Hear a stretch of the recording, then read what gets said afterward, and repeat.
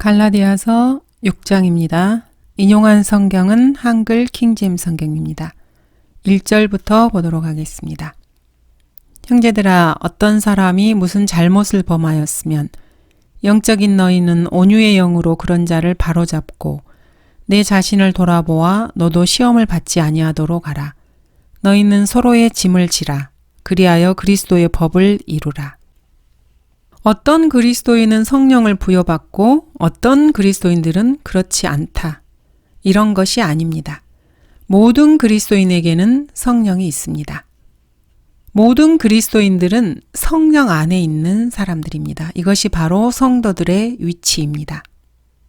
본문 1절에 잘못이라는 단어를 부패한 성서들에서는 허물로 번역을 하였습니다. 그리고 이러한 동일한 단어들을 고해성사라는 교리를 주장하기 위해서 야고보서 5장 16절에서는 죄들로 번역하기도 했습니다. 이들은 어떠한 필사본 증거도 없이 본문에다 이 죄들이라는 단어를 집어넣은 것입니다.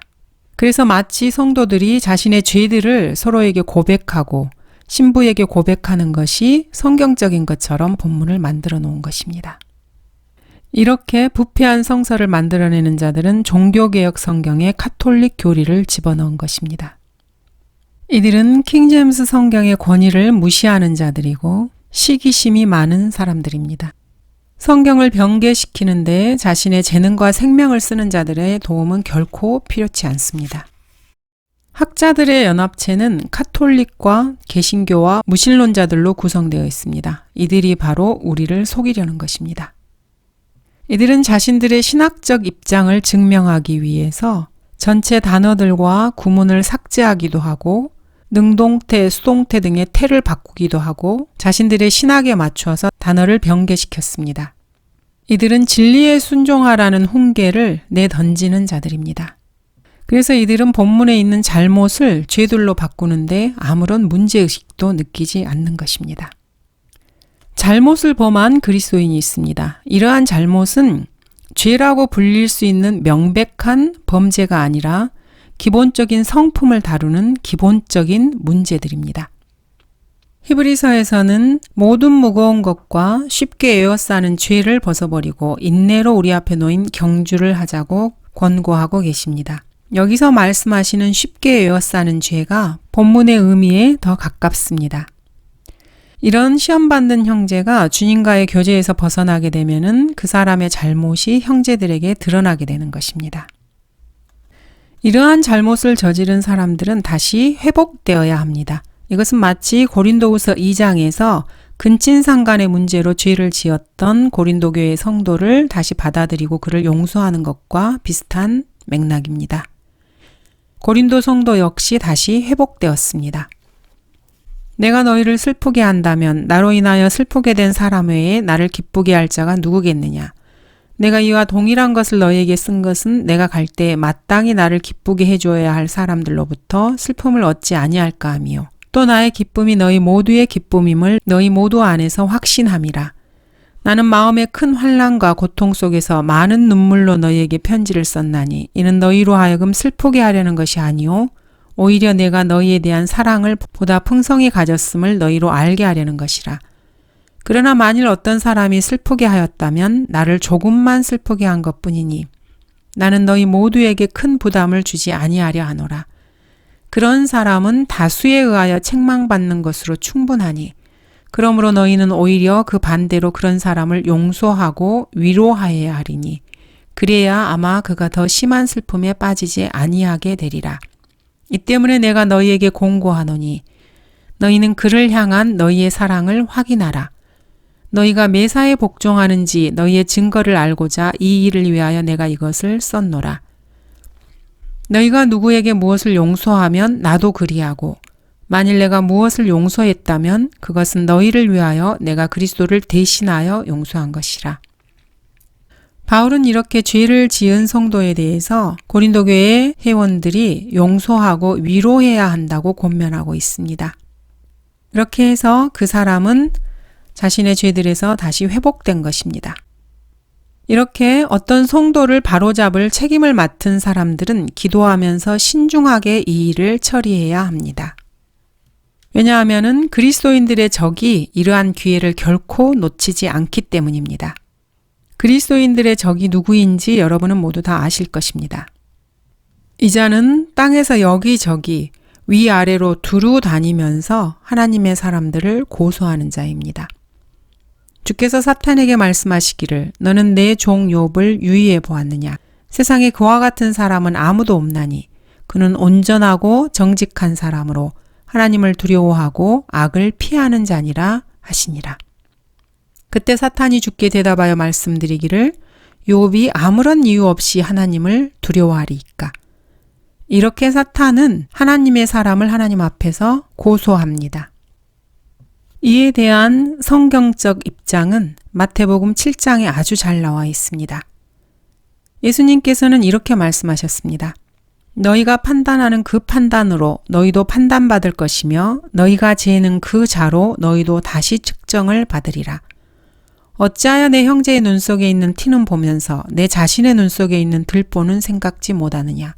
또 보라, 내 눈 속에 들보가 있는데도 어떻게 내 눈에서 티를 빼내주마라고 내 형제에게 말할 수 있느냐. 너 위선자여, 먼저 내 자신의 눈에서 들보를 뽑아내라. 그러면 내가 밝히 보고 내 형제의 눈에서 티를 빼내리라. 이것이 바로 잘못한 형제를 바라보는 그리스도인의 성경적 입장입니다. 잠언은 그리스도인들에게 이렇게 충고하고 있습니다. 내 원수가 넘어질 때 기뻐하지 말며 그가 실족할 때 내 마음으로 즐거워하지 말라. 나단이 다윗에게 갔을 때 나단은 다윗의 회복을 위해서 당신은 마땅히 죽어야 하며 하나님께서 당신을 죽일 것이고 당연한 일이다. 이렇게 말하지 않고 주께서도 왕의 죄를 제하셨으니 왕이 죽지 아니하리라. 이렇게 말하였습니다. 다윗이 나단에게 내가 주를 거역해서 죄를 지었다고 고백했을 때 나단은 그렇게 말한 것입니다. 성경은 또한 모든 불의가 죄이나 사망에 이르지 아니하는 죄도 있다고 말씀하고 계십니다. 2절에서 5절입니다. 너희는 서로의 짐을 지라 그리하여 그리스도의 법을 이루라. 만일 어떤 사람이 아무것도 아니면서 무언가 되는 줄로 생각하면 그 사람은 자신을 속이는 것이라. 각 사람은 자신의 일을 살피라. 그리하면 자기 혼자에게만 자랑할 것이 있게 되고 다른 사람에게는 없으리라.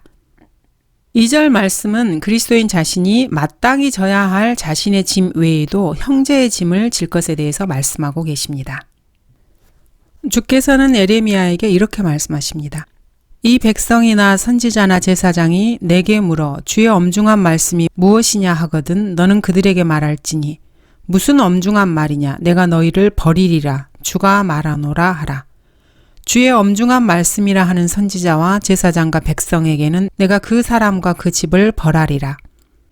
너희는 각기 자기 이웃과 각기 자기 형제에게 이같이 말하기를 주께서 무엇이라 응답하셨고 주께서 무엇이라 말씀하셨느냐 하고 너희는 주의 엄중한 말씀이라고 다시는 말하지 말라.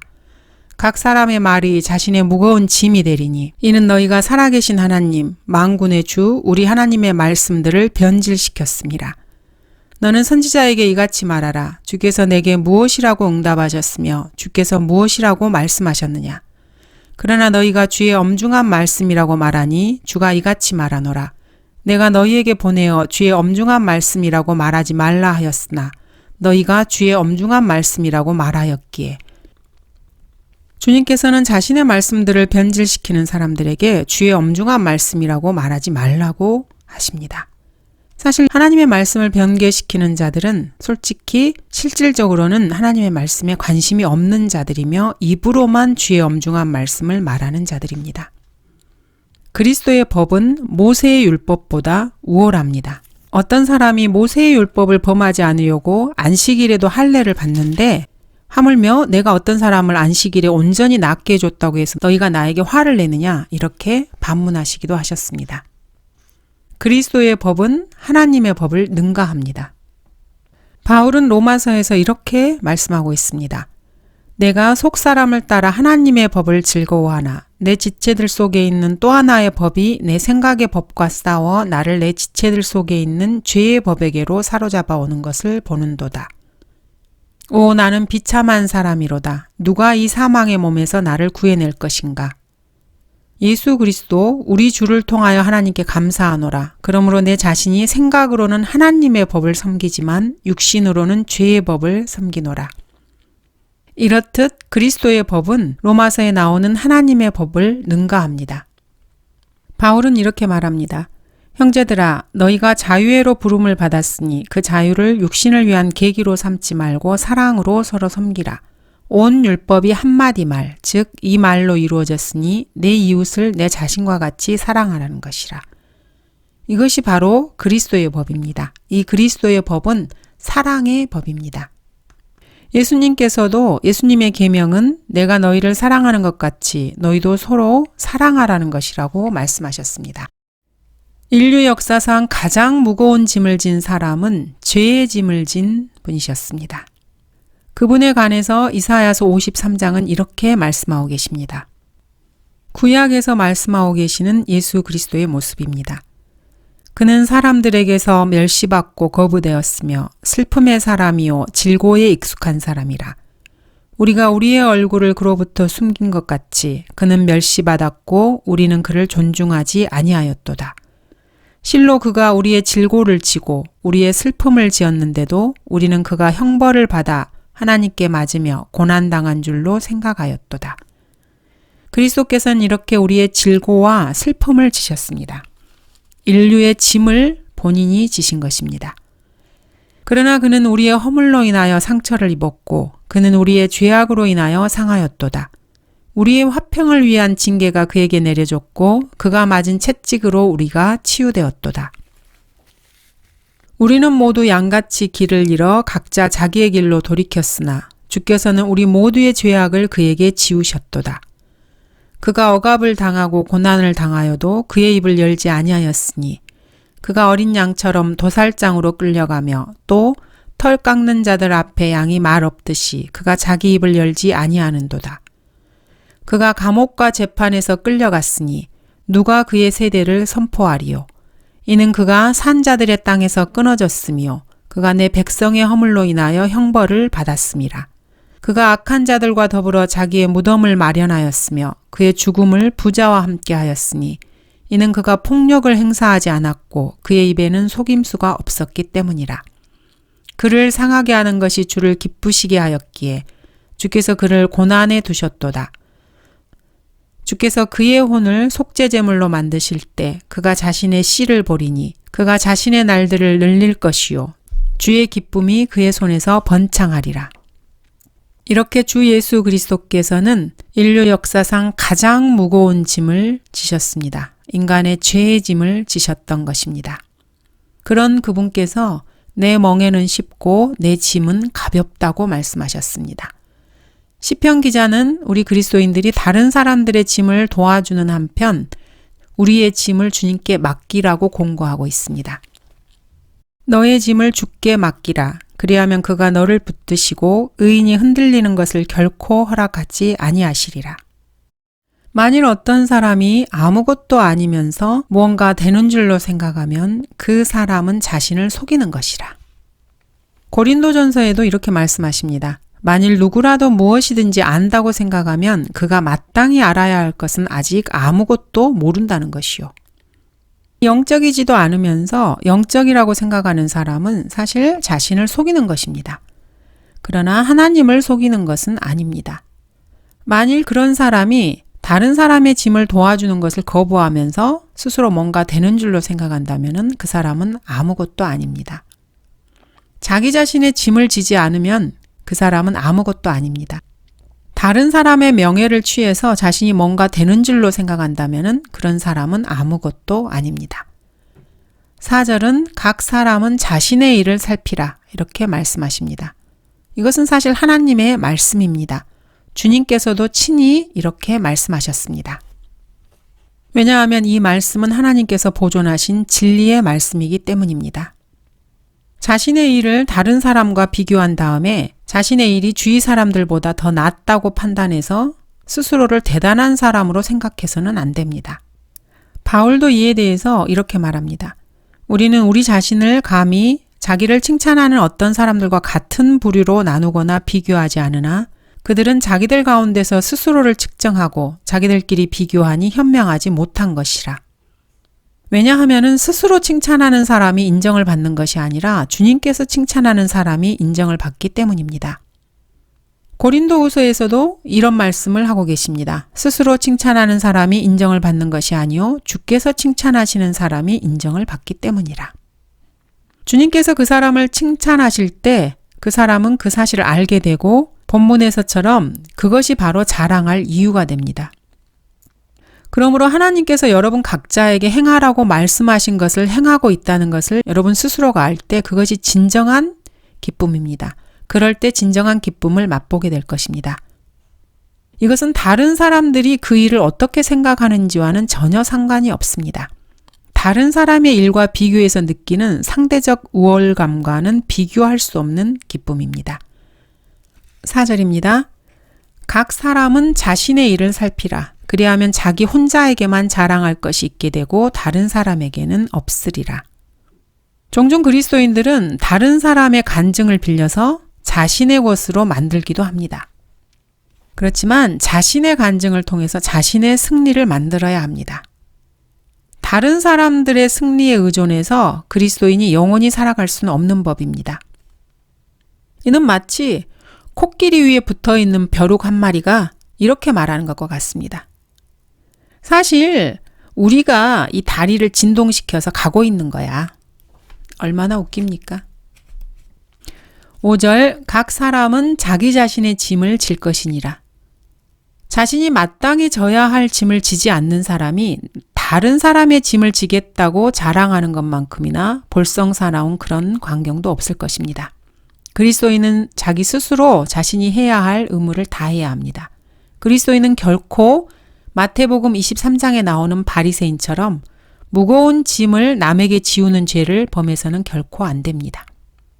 6절 말씀을 배우는 사람은 가르치는 사람과 더불어 모든 좋은 것들을 나눠 가져야 할 것이라. 여기서 사용된 communicate라는 말은 제시하다라는 뜻으로도 사용되기도 하고 여기서는 물질적인 것들로 사람들을 돕는다는 의미로도 사용되고 있습니다. 이러한 예로 쓰인 본문은 이와 같습니다. 나와 더불어 주고받는 일에 참여한 교회가 너희밖에 없었느니라. 여기서 주고받는 일이라는 것이 같은 단어입니다. 히브리서에서도 동일한 단어가 사용되고 있습니다. 또한 선을 행함과 함께 나누는 것을 잊지 말자. 함께 나누는 것입니다. 다 같은 말입니다. 성령님께서는 이 본문에 대해서 로마서 15장에서 주석을 달아놓고 계십니다. 그들은 진실로 기뻐하였으며 또한 저들에게 빚진 자니 이는 이방인들이 저들의 영적인 것에 참여하였으면 그들의 의무는 또한 물질적인 것으로 그들을 섬기는 것임이라. 7절입니다. 잊지 말라. 하나님은 우롱당하지 아니하시느니라. 이는 사람이 무엇을 심든지 그대로 거둘 것이기 때문이라. 참으로 중요한 말씀입니다. 여러분이 몇 달간 들은 설교보다도 더 중요한 말씀입니다. 이 말씀은 1611년 킹제임스 성경이 나온 이후로 미국 전역에서 매주 한 주에 평균 10번 이상씩 설교되는 본문입니다. 이것은 전혀 과장된 말이 아닙니다. 복음 전도자인 사람이라면 대부분 1년에 여러 번씩 이 본문을 가지고 설교를 할 것입니다.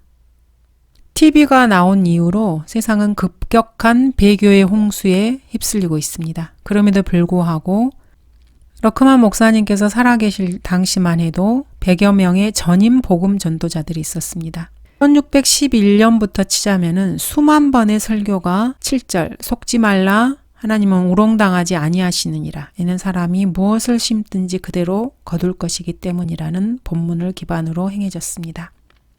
속지 말라. 이것은 명령입니다. 단순하게 권면하거나 제안하는 것이 아닙니다. 그리스도인들은 육신에 심는 것과 성령에 심는 것에 따라 다른 결과가 나올 것입니다. 그것을 놓고 스스로 농담을 하거나 하나님을 우롱해서는 결코 안 됩니다. 쾌락주의자들은 죄를 가볍게 여깁니다. 그리고 경솔하게 다루고 심지어는 죄를 즐거운 것으로 여깁니다. 하지만 그 결과는 동일하게 타락입니다. 마지막에 웃는 것이 잘 웃는 것이라는 말씀이 있습니다. 마지막에 웃는 것은 하나님의 몫입니다. 성경은 하나님께서 인간들을 비웃는 것에 대해서 말씀하십니다. 하늘들에 앉으신 분이 웃으실 것이요 주께서 그들을 조롱하시리로다. 다윈이나 헤겔, 엥겔스, 막스, 아인슈타인, 두이, 러셀 이런 사람들은 모두 다 속았습니다. 하지만 그들은 속지 말라는 명령을 받았는데도 속은 것입니다. 속지 말라.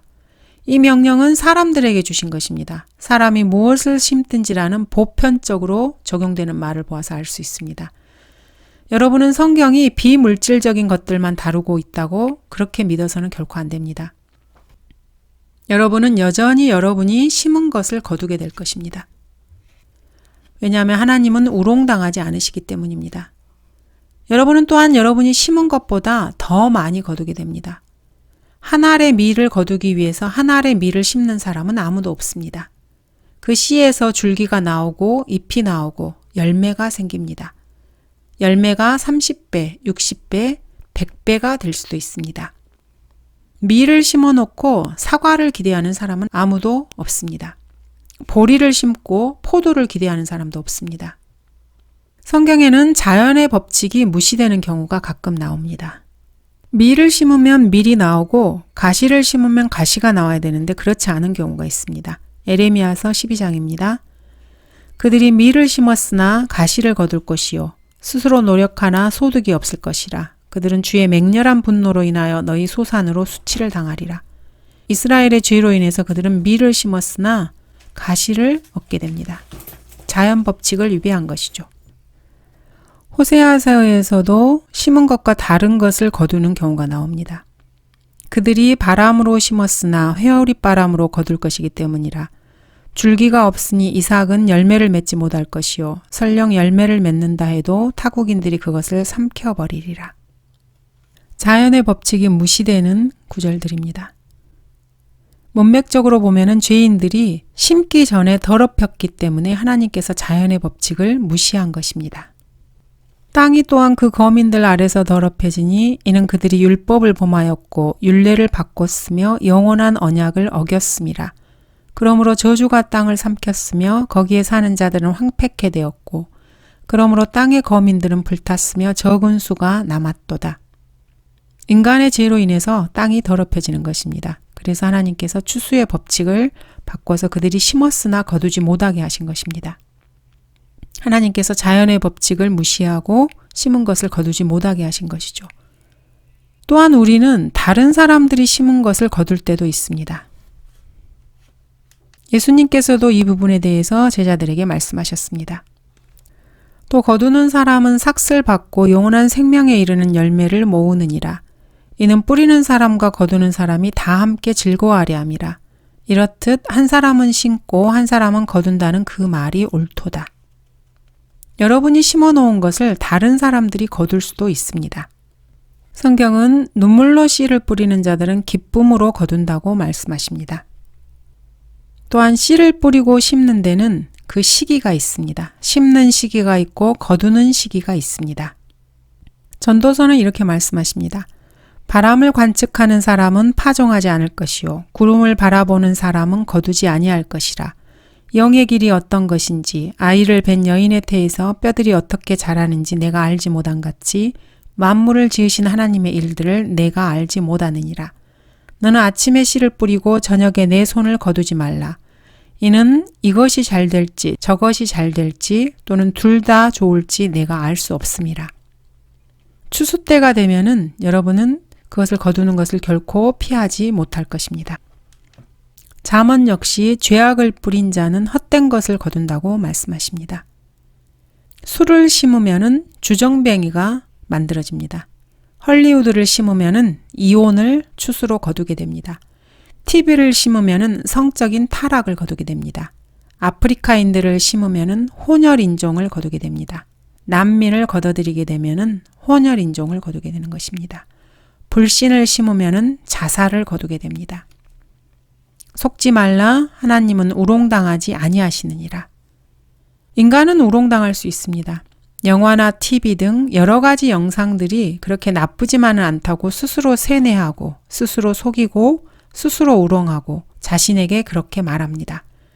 여러분의 경우는 다른 사람들의 경우와 같지 않다고 정교하게 변명을 할 수도 있습니다.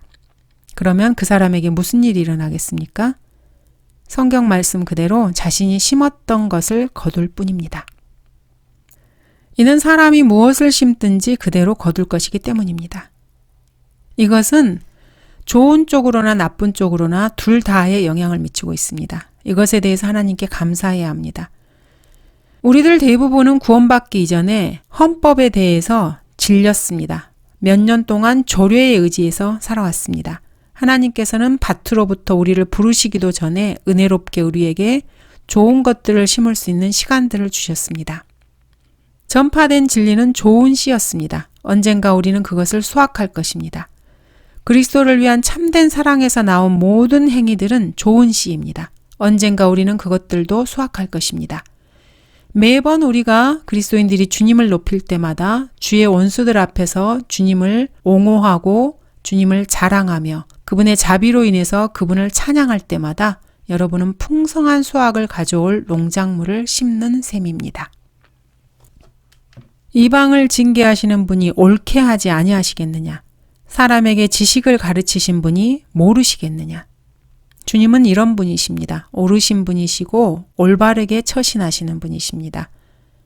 이러한 주님을 그리스도인들이 옹호하고 세상의 주의 원수들 앞에서 변호하는 것입니다. 그리고 그리스도인들은 주 예수 그리스도를 자랑하는 것입니다. 나의 의로운 명분에 찬성하는 자들로 기쁨으로 외치며 기뻐하게 하소서. 정녕 그들로 그의 종의 번영을 기뻐하시는 주께서는 위대하게 되소서라고 끊임없이 말하게 하소서. 이렇게 주님을 자랑하는 것입니다. 그리고 그리스도인들은 주님의 자비로 인해서 그분을 찬양합니다. 시편 103편은 주님에 대한 찬양입니다. 오 내 혼아 주를 송축하라. 내 안에 있는 모든 것들아 그의 거룩한 이름을 송축하라. 내 혼아 주를 송축하고 그의 모든 베푸심을 잊지 말라. 그는 내 모든 죄악을 용서하시며 내 모든 질병을 치유하시고 너의 생명을 파멸에서 구속하시며 자애와 온유한 자비들로 내게 관을 씌우시고 좋은 것들로 내 입을 흡족해 하시니 내 젊음이 독수리의 젊음같이 새로워지는도다. 이렇게 성경 말씀대로 할 때마다 그리스도인은 풍성한 수확을 가져올 농작물을 심는 것입니다. 8절 자신의 육신에 심는 자는 육신으로부터 썩은 것을 거두고 성령에 심는 자는 성령으로부터 영생을 거두리라. 육신을 위해 육신 안에서 행하는 것들은 죽은 몸을 위해서 심부름하는 것으로 여겨집니다. 이것은 로마서 6장에 잘 나와 있습니다.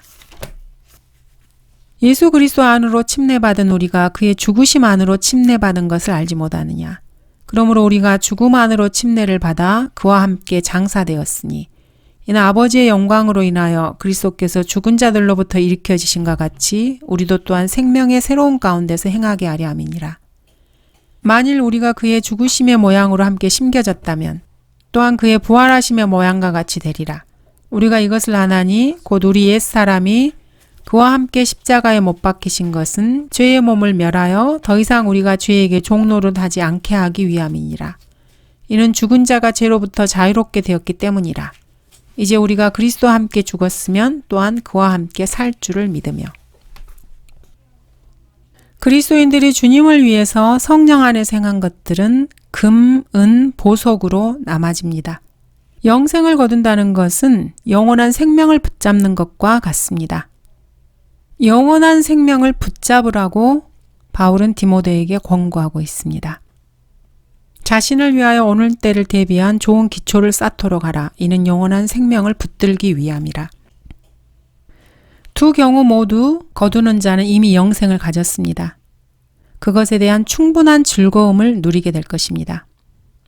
처음에 그리스도를 믿었을 때부터 그 모든 것들이 자신의 재산으로 불어나기 때문입니다. 이제 누구든지 이 기초 위에 금이나 은이나 보석이나 나무나 집이나 구루터기로 지으면 그것을 받게 되는 것입니다. 여기서 본문에서 보면은 자신의 육신과 성령이 서로 대조되고 있습니다. 육신은 자신, 그리스도인의 육신을 말하는 것이고 성령은 하나님의 것이기에 그 사람의 성령이 아니라 그냥 성령입니다. 심는 기회는 왔다가 가버리기도 합니다. 탈마지도 이런 말을 했습니다. 잃어버린 기회를 되돌려받고자 구걸하기보다는 작년에 강변의 낮은 풀밭에서 울던 종달새를 사냥하는 편이 오히려 더 낫다. 9절 10절입니다. 선을 행하다가 낙심하지 말지니 쓰러지지 아니하면 때가 되어 거두리라. 그러므로 우리는 기회가 닿는 대로 모든 사람에게 선을 행하되 특히 믿음의 가족들에게 할지니라. 일꾼들은 좋은 밭에서 계속해서 씨를 뿌리도록 격려를 받습니다. 그리스도인들도 역시 종종 선을 행하다가 낙심할 때가 있습니다. 마귀는 늘 선을 행하는 것이 악을 행하는 것보다 더 지루한 것처럼 만듭니다. 훔친 사과가 시장에서 산 것보다 더 맛이 있다고 이렇게 속삭입니다. 때가 되어라는 말은 주님의 때를 말합니다. 그때까지 그리스도인들은 때를 얻든지 못 얻든지 항상 대비해야 합니다. 그러나 낙심하게 되면은 심을 수 없게 됩니다. 심지 못하면 결국 아무것도 거두지 못합니다. 심는 것이 없으면 추수도 없기 때문입니다. 구령할 기회가 항상 있는 것은 아닙니다. 스페인에서는 AD 500년 이후로 그 기회가 다 지나가 버렸습니다.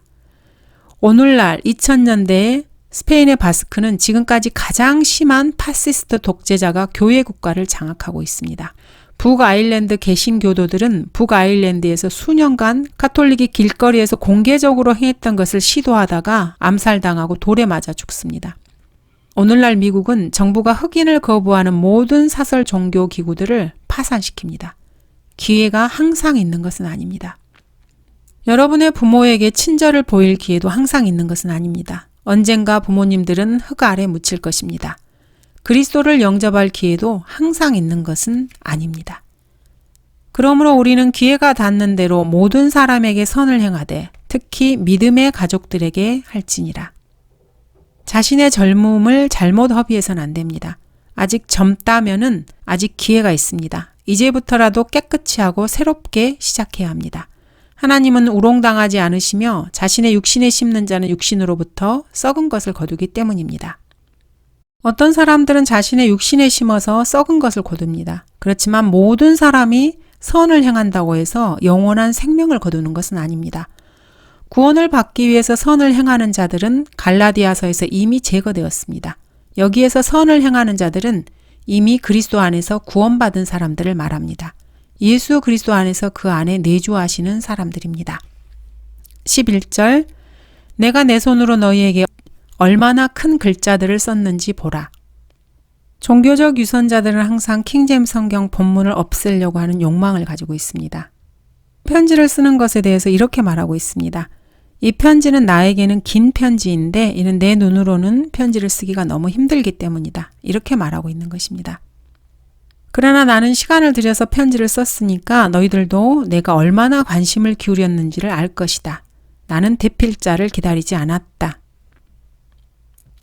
12절 육신의 좋은 모양을 내고자 하는 자들이 억지로 너희를 할례받게 하는 것은 다만 그들이 그리스도의 십자가 때문에 박해받지 않게 하려는 것뿐이니라. 이런 말씀입니다. 자신의 교육을 자랑하는 자들이 억지로 킹제임스 성경을 뜯어고치고 섞지만은 죽은 정통주의 배교자들로부터 박해받지 않기 위해서 그러는 것뿐이다. 이런 의미입니다. 13절 할례받은 그들 자신도 율법을 지키지 않으면서 너희로 할례를 받게 하려는 것은 그들이 너희의 육신으로 자랑하려는 것이라. 안식교도들 중 그 누구도 구약시대의 유대인들처럼 모든 율법들을 지키지는 않습니다. 그들은 외적 행동으로 하나님을 모독하기도 합니다. 그들이 첫 번째 계명을 정기적으로 범하고 10번째 계명 역시 범하기 때문입니다. 안식교도들은 새로운 회심자를 만들어서 율법 아래로 돌이키려고 하는 유일한 목적을 가지고 있습니다. 이렇게 자랑하고 싶어서입니다. 여기 좀 보세요. 침례교도였던 이 사람이 진리를 발견했어요. 이렇게 자랑하고 싶은 것입니다. 14절 그러나 나에게는 우리 주 예수 그리스도의 십자가 외에는 결코 자랑할 것이 없나니 그로 인하여 세상이 나에게 십자가에 못 박히고 나도 세상에게 그러하니라. 여기서 십자가를 언급하고 있습니다. 그리스도의 완성된 속죄와 그리스도인에게 미치는 그 속죄의 효력을 말하고 있습니다. 십자가에는 4가지 면이 있습니다. 첫 번째, 성도는 현재 그리스도와 함께 십자가에 못 박혀 있습니다. 갈라디아서 2장 20절을 보시면 됩니다. 두 번째, 그리스도 자신은 과거의 십자가에 못 박히셨습니다. 세 번째, 세상은 성도에게 십자가에 못 박혀 있고 세상은 그리스도인에게 죽었고 하나님의 진노 아래 놓여 있습니다. 네 번째, 성도도 세상에게 십자가에 못 박혀 있습니다. 성도는 세상과의 관계가 끊어졌습니다. 세상을 사랑하는 자들에게 성도는 사망에 이르는 사망의 향기를 낼 뿐입니다. 그리스도인들은 매일 그 실제적인 관계에 있어서 자신의 의지를 사용해서 세상에 대해서 자신이 죽은 줄로 여기고 세상도 자신에게서 죽은 줄로 여기며 살아야 합니다. 15절, 그리스도 예수 안에서 할례나 무할례가 아무 효력이 없으되 오직 새로운 피조물 뿐이니라. 그리스도 예수 안에 있는 사람은 새로운 피조물입니다. 이 피조물은 영적인 피조물입니다. 육신적인 행위들은 이와 아무런 상관이 없습니다. 할례 역시 마찬가지입니다. 현명하고 지혜로운 성도라면 본문의 내용을 잘 이해할 수 있습니다. 바울은 그리스도 안에서 구원받은 사람입니다. 그는 그리스도 안에서 구원받은 사람들에게 육체적인 일들을 자랑하는 것에 대한 위험을 경고하고 있습니다. 바울은 그 누구보다도 자랑할 만한 많은 이유가 있었습니다. 이는 그의 몸에 할례와는 비교가 안 되는 수많은 주 예수의 표들이 있었기 때문입니다. 16절, 이 규례를 따라 행하는 자들에게와 하나님의 이스라엘 위에 화평과 자비가 있을지어다. 여기서는 전체적인 그리스도의 몸에 관련된 것이 아닙니다. 할례와 관계없이 은혜로 구원받는 것을 가르쳤던 구원받은 유대인을 말하는 것입니다. 사도행전 15장 예루살렘 회의에서 사도들이 이끌어낸 교리적 결론이 바로 이것이었습니다. 17절, 이제부터는 아무도 나를 괴롭게 하지 말라. 나는 내 몸에 주 예수의 표들을 지녔느니라. 여기서 말하는 표들은 고린도후서 11장에 나온 것들입니다.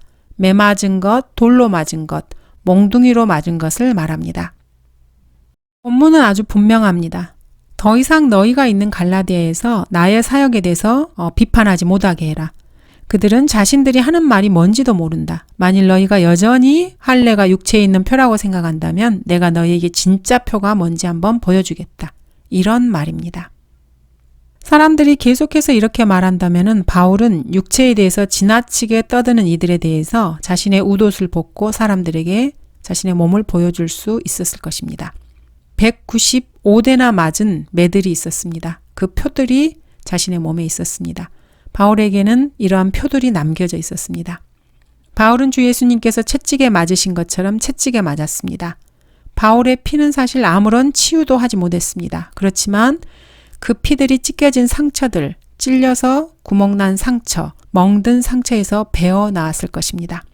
돌로 맞고 몽둥이로 맞은 그는 평생 동안 이 표들을 지니고 다녔습니다.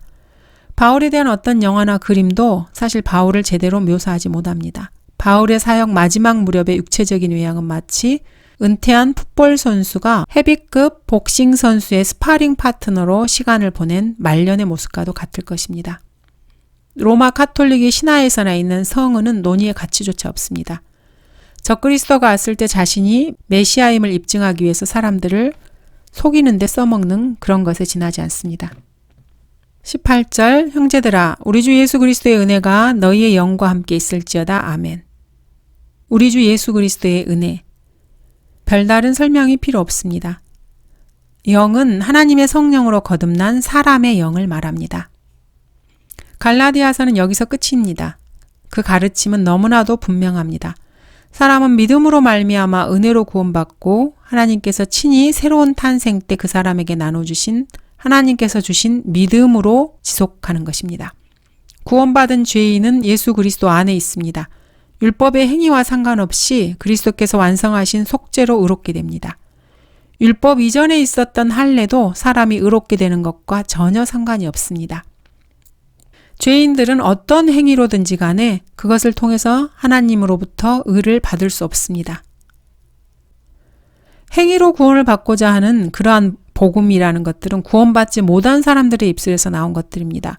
은혜를 거부하는 배교자들이 이렇게 야고보서를 인용하는 것도 문제를 결코 해결하지 못합니다. 배교자들은 왜 아브라함이 의롭게 됨이 그에게 의가 전가된 이후에 되었는지 알지 못합니다. 감사합니다.